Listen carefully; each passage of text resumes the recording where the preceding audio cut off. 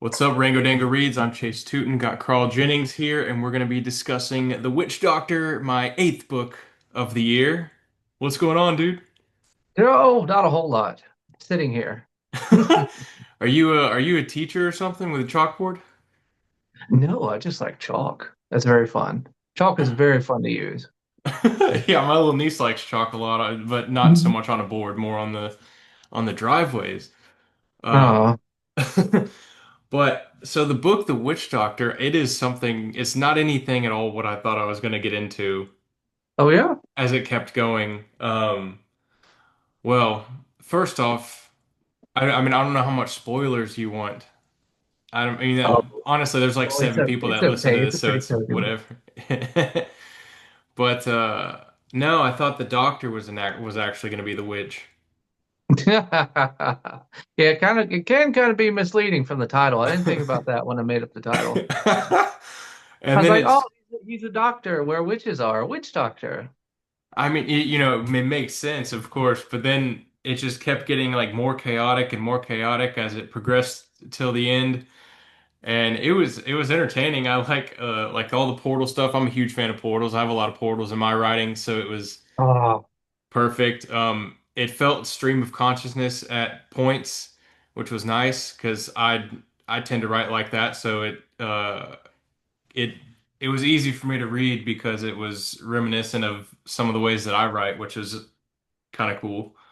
some of it really was, and it wasn't really intentional. I just got behind the keyboard and just went. Yeah, but that's the fun part about writing, right? It's Mhm. like Mhm. oh, you just flow. It's not forced. That's when the beauty happens. Mm, it really is. So what gave you this idea for the witch doctor? How did it come about? Well, to go back to what we said earlier, mainly the title. Um, it kind of flowed out from that. I was just kicking around ideas one day, and I was like, "Witch doctor." Well, I could probably refer to Doctor of Witches. Well, what if a Doctor of Witches was just a regular guy? What if he was a regular guy in a secret town of witches? And everything sort of snowballed from there. Oh, so okay, so you start with a title. Does it always happen like that, or A lot of times I'll work backwards from a title just because it's fun that way. I've never even thought about trying that. I'm big idea and then don't write Mhm. anything down and kind of just write what comes to me as I'm typing and then figure out the title after the fact. Hey, do what works. Yeah, but I mean it's writing, it's fun. It should be emotional. It shouldn't be perfectly touched up and Mhm. manicured. There's no real procedure. It's no real rules. Just go. No, and it's very fun. But so then we get to the cat gave me Thacket, I think was the cat's name, Hackett, right? you're right. You got it. Yeah, so Hackett. he gave me vibes of kind of what's the cat from Sabrina the Teenage Witch? Oh, Salem. Salem, yeah, it kind of Yeah. made me think of Salem. Yeah, he's a lot of different cats. Uh he's from out of Terry Pratchett's books, also Salem from Sabrina and Binks from Hocus Pocus. Oh shoot, I didn't even think about Hocus Pocus. Mhm. That's where that Ah, like colonial America comes in. and then the names were all over the place, but it was Mhm. so youngest one and Miss Prickle kind of made me think of Cosmo and Wanda from The Fairly Odd Parents. I didn't think about it. I can see it. I can really see I it. mean, but yeah, so that was, but these are all, I mean, from childhood. From like obviously Sabrina was more of what I saw. I didn't see much of Hocus Pocus. I was always like weirded out or scared as a kid. I don't know, and then watched it recently and liked it. But is this book anything close to any of the other stuff you've written? What's the last one? The only Uh, one or something yeah, like yeah. it's Last one was just about anyone, and that's just sort about of anyone. yeah. That's high fantasy comedy with a political satire. I wanted to go the complete opposite with the Witch Doctor because just about anyone has um, a lot of dark comedy, a lot of black comedy in it. There's some slapstick violence. It's sort of a satire of political tribalism and how people can take advantage of political systems for their own gains. Basically, it's democracy coming to a kingdom and a witch and a wizard competing to see who can get a king that actually, or a king or queen that actually sticks, but they all end up getting killed every time they put somebody on the throne. Um, so with the Witch Doctor, I wanted to go in the complete opposite direction. That's something cozy and very lighthearted and very fun. Um, so uh, the next one's going to be lighthearted and fun too. I might do more. I'm going to do some science fiction next year, so that's going to be more of the more meaningful kinds of books. Yeah, I liked how in this one, I mean, it definitely had the light feel. And I love YA books. I love middle grade books. I'm a middle school teacher, so I get Oh, free access to the middle grade library anytime I want.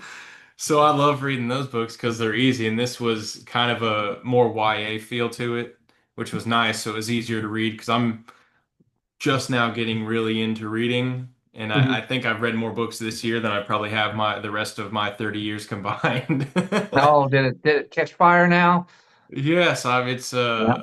I got into the desire to learn and to, just elevate myself, and so it got into reading, and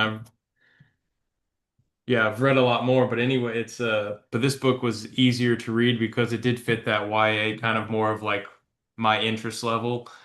And so it was nice, and the one of the concepts I absolutely loved was the connection of the land to the witch of the Yeah. manor, of how her attitude directly affected the state of the crops and the state of the manor. I think that was fabulous. There's a lot of interconnectivity with nature and Appalachian folk magic, and I kind of wanted to bring that into the book in a sort of evolved in an isolated area for 200 years form. So yeah, so that was a cool aspect too. What I did there, I guess wasn't really ever too much of an explanation to an extent. It was small, which is, I mean, necessary, but how the doctor could never leave the town Hmm. other than just the town being found out, I'm pretty sure was the Hmm. reasoning that I got. Yep. It's heavily controlled, and it's sort of it's a caution, an abundance of caution on their part, but they really like their isolation and their secrecy, and they do not want to be involved in the world at large. And I really feel sympathy for that. I would like to not be involved in the world at large either.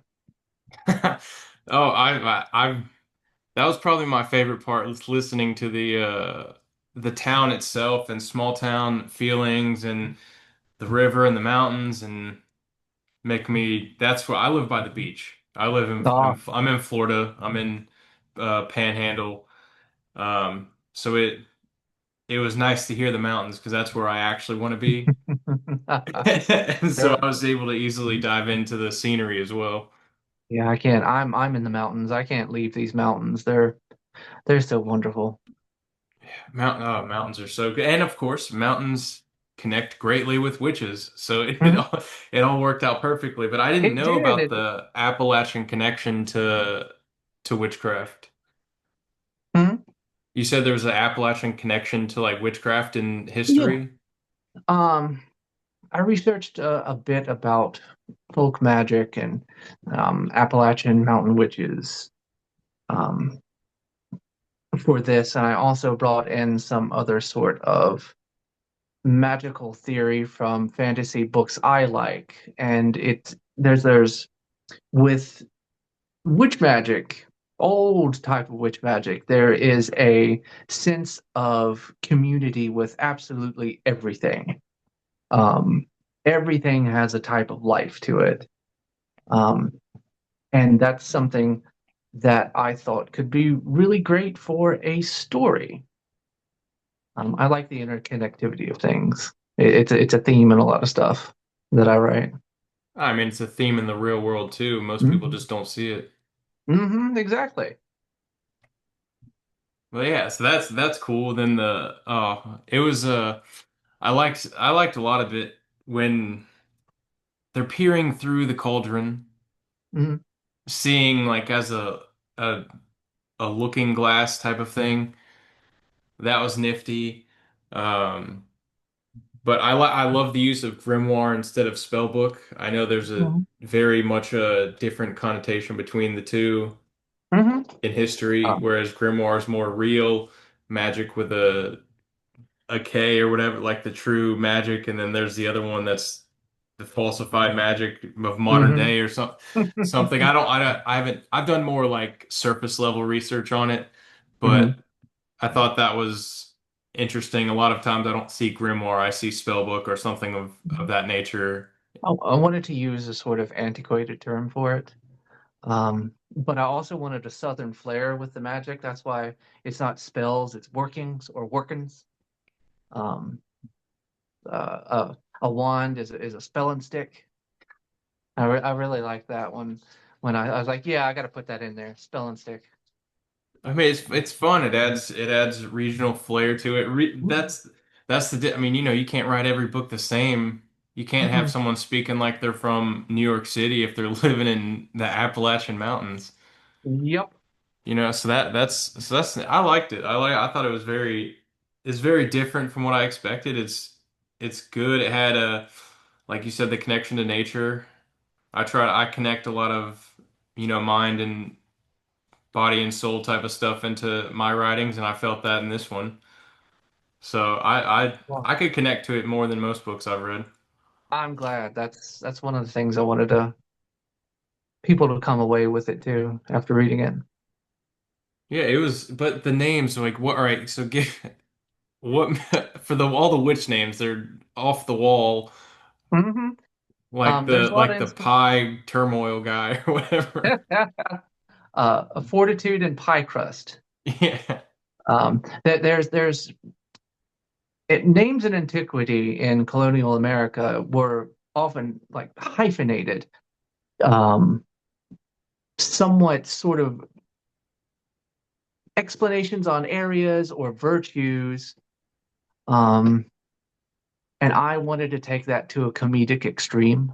That's why you have youngest one and his kids. His latest two kids are this is our last one, and his absolute youngest one who is this is our absolute last one. I mean it this time. Yeah. And Yeah, 42 crust. Who's an apple farmer. yeah, I didn't know that there was an actual historical connection there. I thought it was just going off the wall with witch names. See, that makes it even better. It's a bit of both, a bit of both. Yeah, well, that's fun. So your next book is sci-fi something, or is that just next Uh, year something? I guess the we're next only in July, so I guess next year is yeah, not close.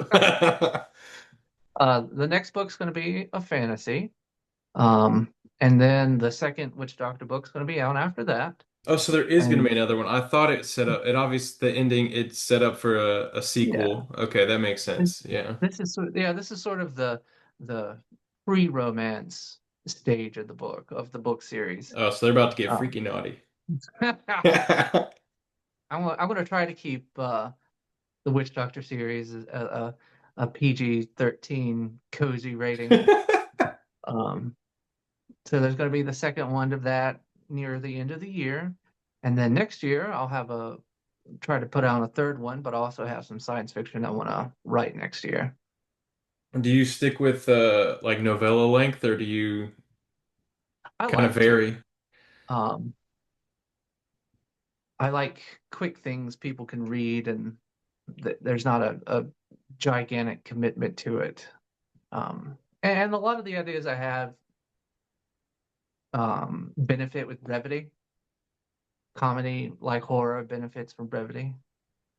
Um, so they're usually short. Just about anyone's pretty long, and it was even longer before I cut it down. Um, but maybe I might get into novel links for one or two of the science fictions next year.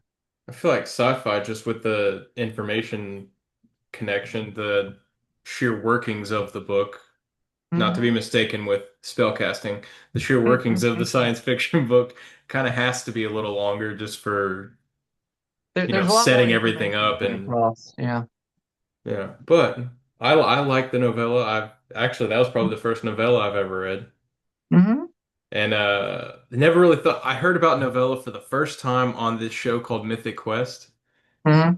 I And think I one of might have the heard. yeah, so one of the so it's about a video game, but then they do like a side story, and one of the old guys it goes a flashback, and he was at this writing club basically, and his partner ended up writing like a 21 book series novella something, and I'd never heard about it other than like the Spanish telenovelas, and I had no clue, I didn't know what that meant, and then saw this, but I liked it. I liked it. It was short. I'm actually currently writing a novella mainly partially because I was like, oh yeah, novellas can work. Like Novellas absolutely can work. Yeah. never thought about it, never really been introduced to it too much, but I liked it. And I was wondering, what's the Lemon Drop novella? Is that that's Oh, that's just it's two things. It's a sort of organizational structure under which the witch doctors are going to be under. And also, I just love lemon drops. They're very light, casual, fun. And that's kind of what I want these witch doctor books to be.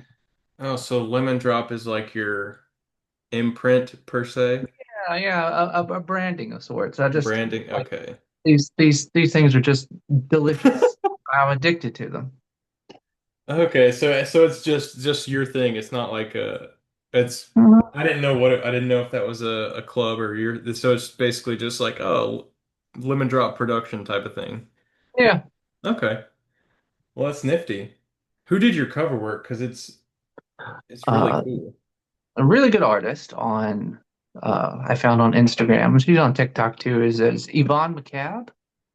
Um, she actually did the cover for the next one, which is going to be revealed pretty soon.